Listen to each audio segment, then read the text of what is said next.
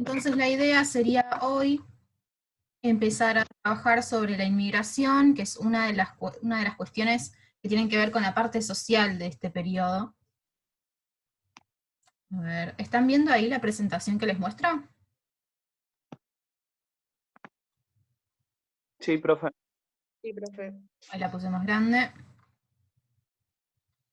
Ahí está. Bueno, este era el cronograma que yo les había pasado que yo les di la semana pasada. Lo que decidí es hacer una pequeña modificación en el tema de la próxima clase, porque mi idea era trabajar sobre salud pública, higienismo y sanitarismo, pero me parece que es un tema que podemos comentar brevemente hoy, y que la semana que viene podemos avanzar un poquito más y trabajar con el modelo político durante este periodo, el modelo conservador, cómo empiezan a transformarse las elecciones, las leyes, etc. Así podemos aprovechar más ese espacio de la próxima clase.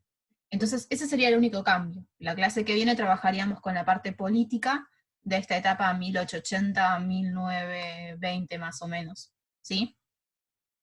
Acá están viendo el cronograma. Como verán, la fecha de entrega del trabajo número 2 se mantiene igual, es el jueves 30, jueves que viene, y cuando termine de hacer la explicación sobre este tema, vamos a ir a las consignas y las vamos a ver juntos, así si queda alguna duda me lo consultan ahora. ¿Les parece? Sí. Bien. Bueno. Entonces, como les decía, la idea de hoy era trabajar sobre la inmigración europea, ¿sí? La semana pasada habíamos hablado de que con esto de la implementación del modelo agroexportador en toda Latinoamérica, pero especialmente en Argentina, empiezan a surgir nuevas necesidades para poder abastecer ese nuevo patrón económico, ese nuevo patrón de producción. Y principalmente lo que se necesitaban eran tierras y mano de obra que trabaje en esas tierras. Como saben, las tierras se fueron consiguiendo, se fueron ganando venciendo a través de campañas militares a los pueblos originarios, tanto de la región de Buenos Aires como de la región patagónica, y también de la región norte, especialmente en la zona del Chaco. También, como habrán visto, las poblaciones nativas, las poblaciones de pueblos originarios, de distintos grupos originarios, fueron diezmadas, ¿sí? Fueron exterminadas, y por ende, la visión concreta con la que contaba esta nueva nación, este nuevo proyecto de país que comenzaba a ser la Argentina, muy escasa. Entonces, ¿qué ocurría? En ese momento los gobernantes, también la semana pasada habíamos visto quiénes habían sido los primeros presidentes durante este periodo de unificación y de consolidación del Estado Nacional como República Argentina.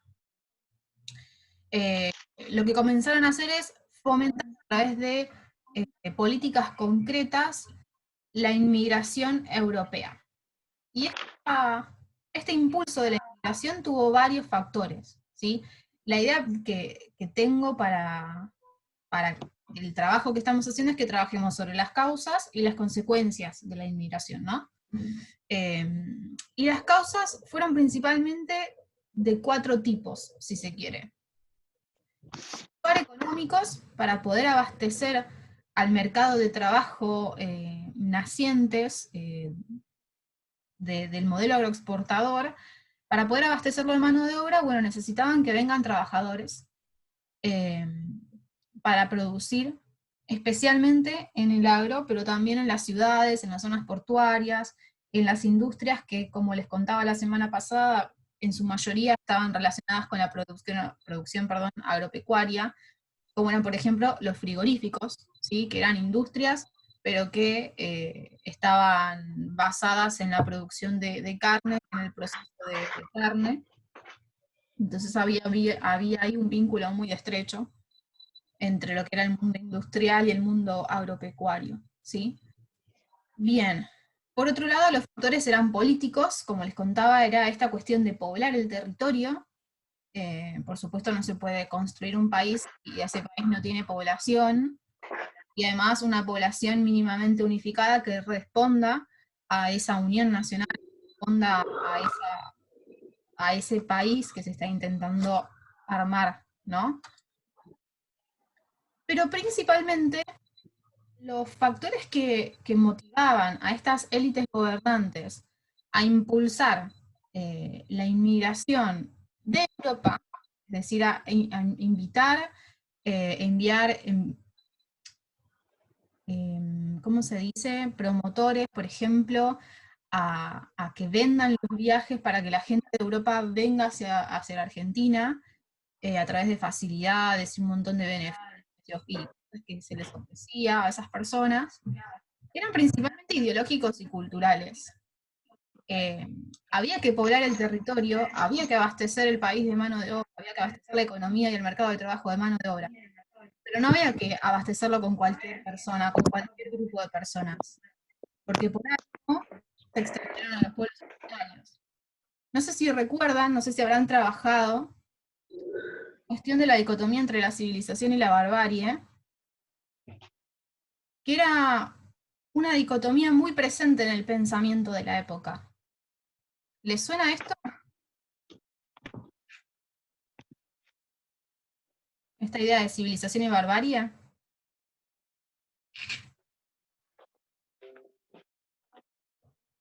¿Hola? ¿Alguien? No, ¿No? Con no. Sarmiento, la generación del 37. Algo vimos, profe, pero no mucho. Bueno, a ver, alguien me escribió al chat.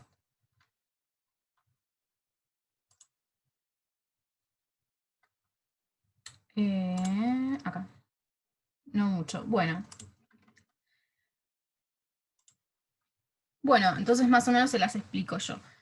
En lo que tenía que ver con las ideas que predominaban en la época en el sector de las élites gobernantes, y esto ya desde la época del virreinato, si se quiere, desde la época de la colonia y posteriormente con las primeras juntas de gobierno y los primeros procesos independentistas y demás, siempre esta cuestión, esta discusión sobre la población que habitaba la Argentina, eh, se la consideraba como bárbara, se los consideraban como población no deseada.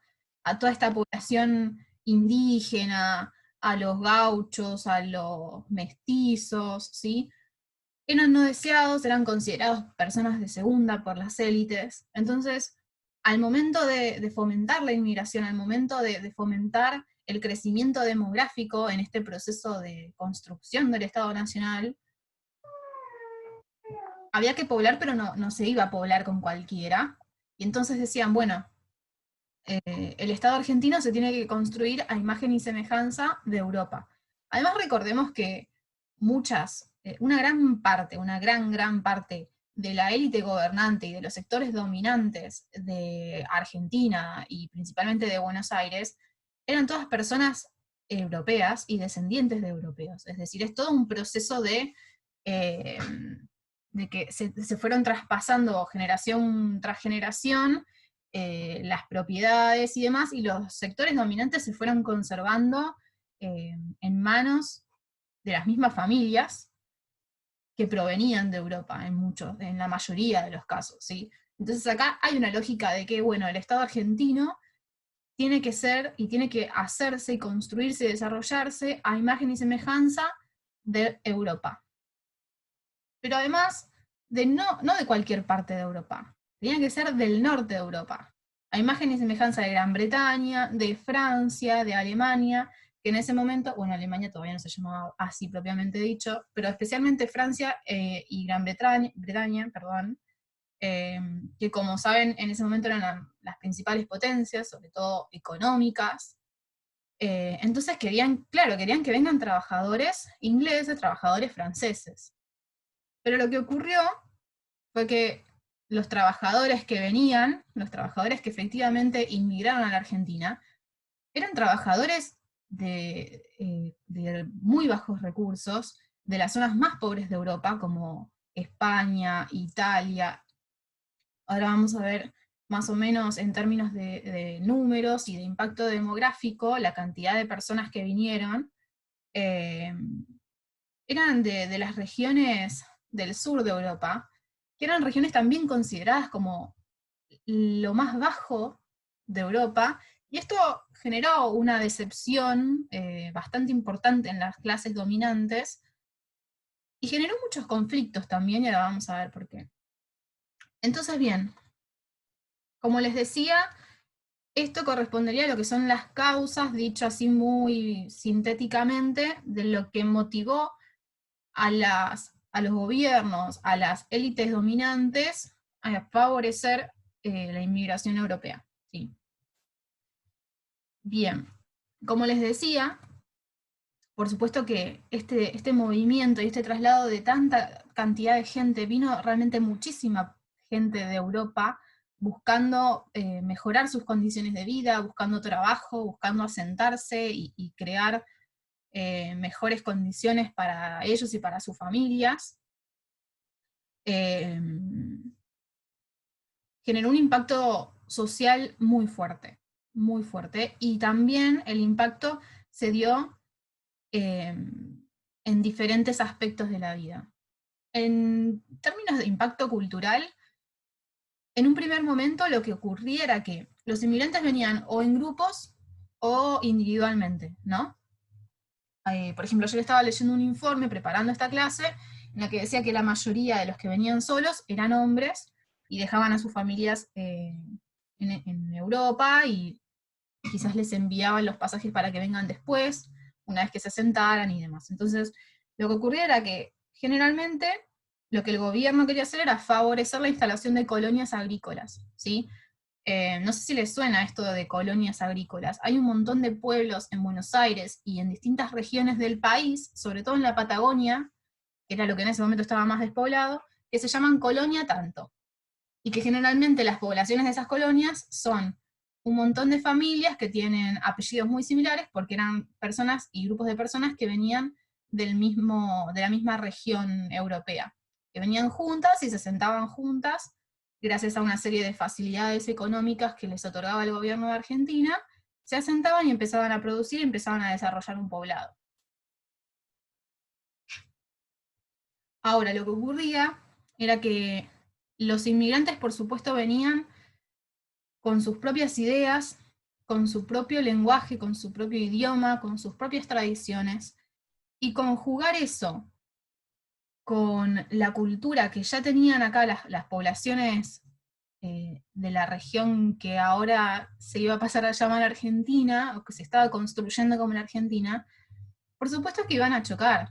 Y también iban a chocar porque recuerden que, como les decía, vinieron un montón de personas de zonas de Europa que no eran las esperadas, no eran franceses, no eran ingleses, entonces eran considerados como personas que tenían ideas menos deseadas, si se quiere. Todo esto, por supuesto, responde a un estereotipo de qué es lo deseado y qué es lo no deseado en términos culturales, ¿no? Y por otro lado, lo que ocurría es que estos grupos se relacionaban mucho entre ellos. Era muy difícil que se integraran social y culturalmente al resto de la población preexistente acá en la Argentina. Empezaron a organizar sociedades de socorros mutuos, empezaron a organizar espacios de sociabilidad propias en las que se relacionaban entre las familias que venían de una misma comunidad y se relacionaban entre ellos, y ellas seguían usando su lenguaje, su idioma, seguían reproduciendo sus tradiciones, y de hecho, hoy mismo podemos ver que existen un montón de colectividades que se mantienen, que conservan sus tradiciones, que siguen llevando adelante un montón de cosas que tienen que ver con su origen, y que incluso las generaciones que le siguieron a esos inmigrantes que vinieron directamente de Europa, lo siguen reproduciendo. Un ejemplo es, yo lo pienso en relación a mi familia. Como les contaba, la familia de mi papá fue inmigrante y vinieron de Italia. Y esta cosa de reunirse los domingos y de que la nona cocine la pasta y demás, se mantuvo durante un montón de años hasta que yo era chica. Pues bueno, los nietos fuimos creciendo, hicimos la nuestra, pero se reprodujo durante un montón de tiempo. Incluso recuerdo a mi nona queriéndonos enseñar palabras en italiano, como palabras clave en italiano, y las usábamos, y de hecho yo le sigo diciendo nona. Entonces, hay un montón de cosas que se van conservando a lo largo de la historia, que se empiezan a mezclar, que se empiezan a conjugar, y empiezan a crear cosas nuevas.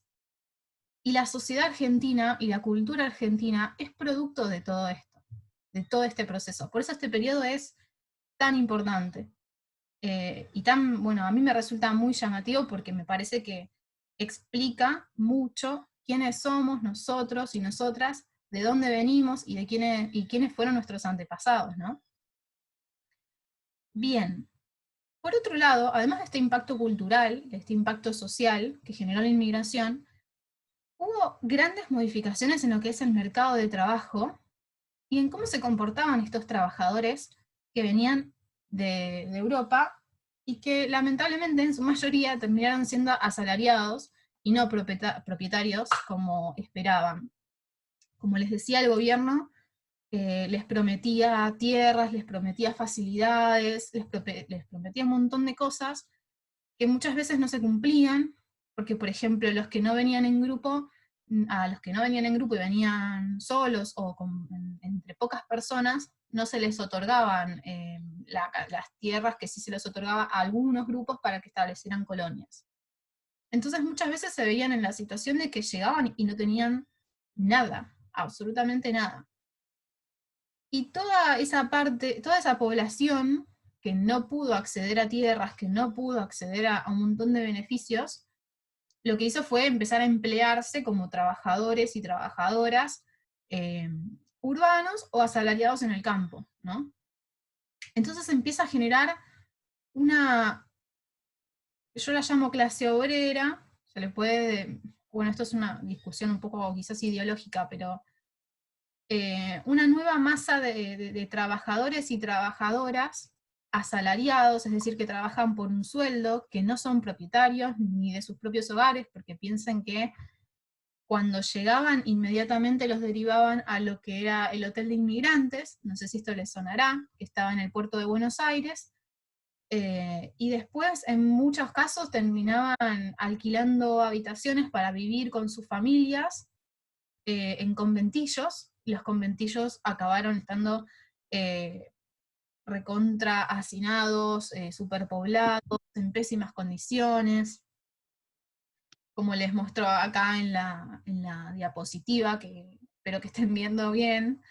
Todo esto generó que las condiciones de vida acá para estos inmigrantes y para la clase trabajadora que ya estaba en Argentina, sean pésimas, y que sean pésimas en muchos sentidos, en términos de alimentación, en términos de vivienda, en términos de vestimenta, de abrigo, en términos de educación ni hablemos, porque, bueno, todavía no hay un sistema educativo como lo conocemos hoy, ni mucho menos.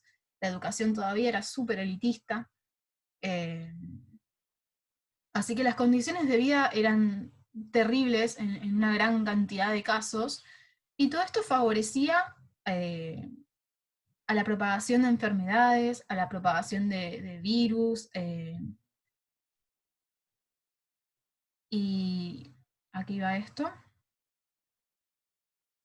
Bueno, no, voy a quedar acá por una cuestión de tiempo. Sí. Bien, malas condiciones de vida. Lo que yo les agregué acá es un cuadro con los datos de 3 censos. Uno se hizo en 1869, con Sarmiento como presidente, la otra en 1895 y la tercera en 1914. ¿Sí? Son como los 3 censos poblacionales principales de este periodo de construcción y consolidación del Estado Nacional. Y lo que a mí me interesa que vean es esto: la cantidad de gente que venía extranjera, la cantidad de población que tenía este nuevo país, que iba a ser la Argentina, y lo que representaba en términos de porcentajes la población con respecto al resto, ¿no? Para 1914, la población inmigrante va a constituir la tercera parte de la población. Es decir, vino realmente muchísima gente de Europa, muchísima. Bien. Entonces, en todo este contexto de transformaciones sociales, en el caso que estamos trabajando hoy, la semana que viene vamos a ver las transformaciones políticas y las transformaciones económicas que vimos la semana pasada cuando trabajamos sobre el modelo agroexportador, que resultó innovador, más allá de que en lo que era el territorio argentino y en América, siempre la producción agropecuaria tuvo una importancia fundamental en el desarrollo de la vida y en el sustento de la vida material. Esto de empezar a producir para vender afuera generó un impacto enorme y transformó todos los aspectos de la vida. Bien, la inmigración, espero que esto no se nos corte, generó también un montón de transformaciones, tuvo un impacto muy fuerte, y especialmente en el mundo del trabajo. Lo que vamos a ver en la segunda unidad, si no me equivoco, o en la tercera, creo que en la segunda, es el surgimiento del movimiento obrero organizado. Y muchas de las semillas de este surgimiento del movimiento obrero comenzaron a sentar, ¿cómo se dice? A sembrarse durante esta etapa. ¿Por qué? Porque muchos de los inmigrantes trabajadores que venían, por ejemplo, de España o de Italia, traían las ideas del socialismo y del anarquismo que en Europa venían recontra desarrolladas. Ustedes piensen que el Manifiesto Comunista de Marx, que fue uno de los panfletos políticos y de formación ideológica principales para la clase obrera que se reconocía como socialista en Europa, o que se fue construyendo en base a las ideas del socialismo en Europa, se escribió, se publicó en 1848, si no me equivoco, mientras acá todavía estaba gobernando en Buenos Aires Rosas, y donde todavía había conflictos entre caudillos. Entonces piensen en este paralelismo de situaciones en el que en Europa la industrialización estaba construyendo una masa de obreros y de obreras que comenzaban a organizarse frente a las malas condiciones laborales y las malas condiciones de vida que tenían, y se organizaban para reclamar por la mejora de esas condiciones, y para empezar a ganar derechos, ¿sí?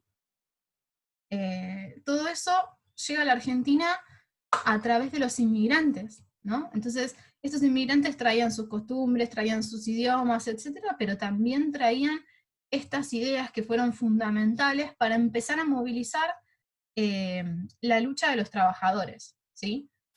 Entonces acá les puse algunos datos importantes.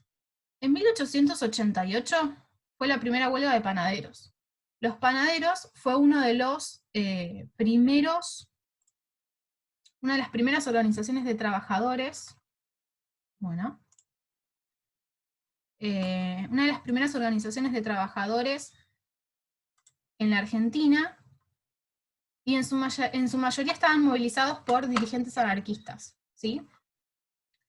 Para 1901 se organiza la primera huelga general en Argentina. En 1902 se da una huelga de trabajadores portuarios en Buenos Aires, si no me equivoco. Y en 1907 ocurre la huelga de inquilinos. No sé si se acuerdan que yo la semana pasada, cuando terminamos la clase, les había pedido que busquen algo relacionado sobre la huelga de inquilinos.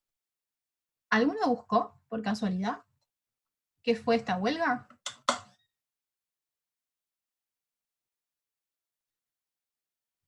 Es momento para que activen sus micrófonos y me contesten.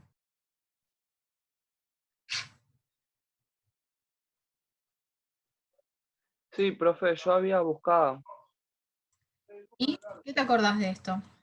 un movimiento de los sectores populares de alquileres, ¿era? Sí, Algo me acordaba de eso. Lo sí. había anotado en el cuaderno, pero lo dejé ya el otro cuadernillo. Agarré otro ahora. Bueno, no te preocupes. Sí, efectivamente la huelga de inquilinos, como dice su nombre, tuvo varios nombres. Yo lo llamaba, les había dicho que busquen sobre la huelga de las escobas, porque también recibió ese nombre porque la mayoría de las huelguistas fueron mujeres que salieron a la calle a manifestarse con sus escobas. Entonces, como en las fotografías aparecían las mujeres con las escobas en la mano, se le puso la huelga de inquilinos o la huelga de escobas. esta huelga de inquilinos era principalmente de inmigrantes que se asentaron en las grandes ciudades o que se fueron dispersando por el territorio de Buenos Aires o Rosario, que saben que en esa época eran las ciudades y las zonas de concentración urbana principales. Empezaron a protestar porque, como les contaba, las condiciones de vida no solo eran pésimas, sino que además los alquileres de las habitaciones eran carísimos.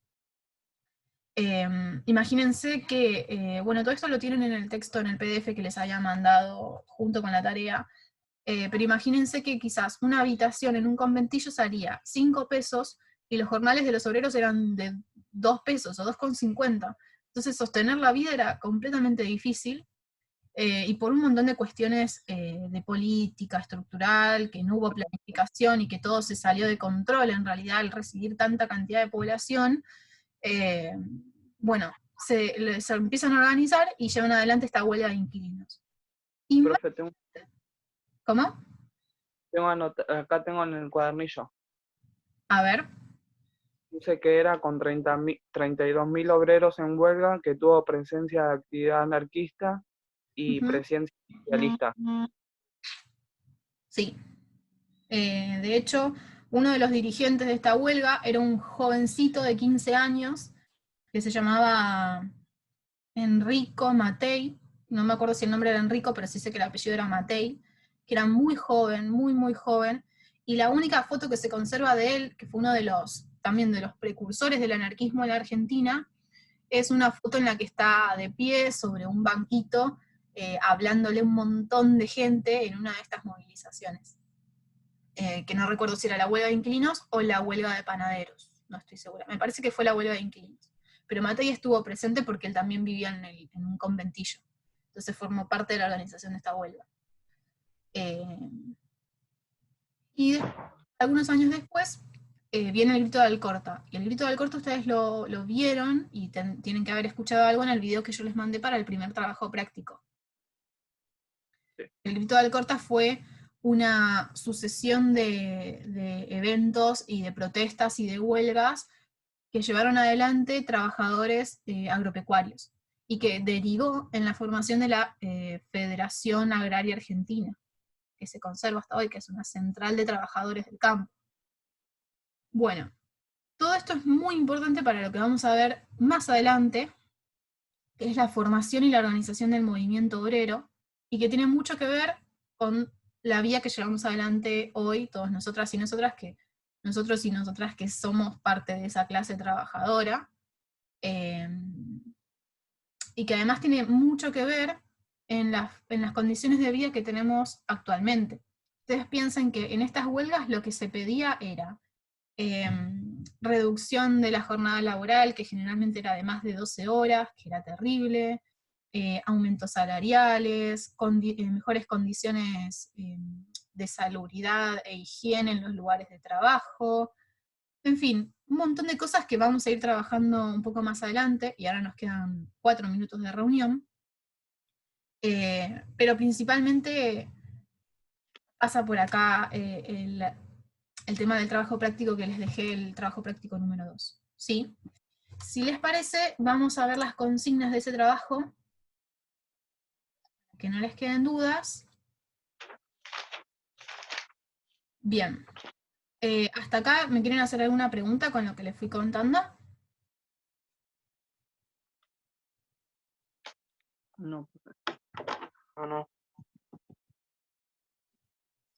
¿No? Bueno, entonces vemos las consignas. ¿Ahí las están viendo en la pantalla? Sí. Bien. El trabajo 2 es básicamente de lectura y de escritura, ¿sí? Lo que tienen que hacer es leer en primer lugar el texto que yo les agregué acá abajo, ¿sí? Que si ustedes necesitan profundizar o les interesa o les llama la atención y quieren leer un poco más, lo que pueden hacer es abrir el PDF que también les agregué, en donde están estos textos un poco más desarrollados. Yo lo que hice fue sintetizarlos y colocarlos en el Word para que tengan un acceso más directo y más sencillo para quienes trabajan desde el celular, por ejemplo. ¿Sí? Entonces, leen este texto que tiene 2 carillas, nada más, y tienen que resolver una serie de consignas, ¿sí? En primer lugar, tienen que completar este cuadro conceptual, este esquema, con las causas que favorecieron o que impulsaron el fomento de la inmigración europea, ¿sí? Esto tienen dos opciones. Si lo hacen desde la compu y desde Google Drive, pueden hacer doble clic en el archivo, les va a abrir una ventana como esta, y pueden escribir, si hacen doble clic, pueden escribir sobre el mismo cuadrito. ¿Sí? Sí. Esto por un lado. Bien, completan el esquema. Si lo quieren hacer en las carpetas, pueden copiarlo y hacerlo a mano y me mandan las fotos con buena calidad, por favor. Bien, eso por un lado. La tercera consigna es una guía de preguntas clásica, convencional. La primera pregunta dice, ¿qué ocurría con los inmigrantes que no conseguían tierras ni trabajo en el campo? Sí, bueno, acá pensemos en este asentamiento en los sectores urbanos y demás. Queda muy poquito tiempo, así que lo voy a hacer rápido, ¿sí? Bien, ¿cómo eran las condiciones de vida para estas personas? Lo estuvimos charlando hoy también. Lean las dos fuentes a continuación. Las dos fuentes son estas dos que ven acá, ¿sí? Que también está en el PDF que yo les subí, es parte de ese libro. Yo se los recorté y se los puse directamente. Tienen que leer esta fuente y esta fuente, que son dos fragmentos de dos cartas, y resolver estas dos preguntas, ¿sí? Creo que la era la que generaba más problema. Yo no te iba a preguntar que no entendía ese punto 4 de dónde había que sacarlo, porque a mí no me aparecía esas imágenes, y ahora sí me aparece. Sí, bueno, es que está abajo de todo. No está en continuación. ¿Sí? Número 4. Entonces las consignas las resuelven con esas dos fuentes, que también están en el PDF, ¿sí? Sí, sí. Bien. ¿A qué clase pertenecía cada uno de los autores? Este es un autor y este es otro. Ya se va a cortar la reunión, ¿saben? Sí, sí. ¿Y qué diferencias se encuentran entre las visiones de cada uno? Es decir, ¿qué dice cada uno de los autores de cada carta? ¿Sí? Sí, profe. Bueno, me despido porque esto se va a cortar en cualquier momento. Espero que les haya servido y cualquier cosa, a las 4 de la tarde hacemos un vivo en la página de Instagram, ¿sí?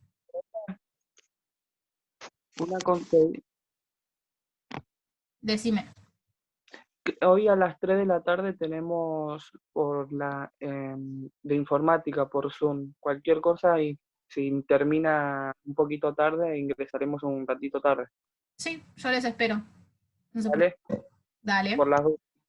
Perfecto. Nos vemos, Muchas gracias por todo y nos vemos. profe.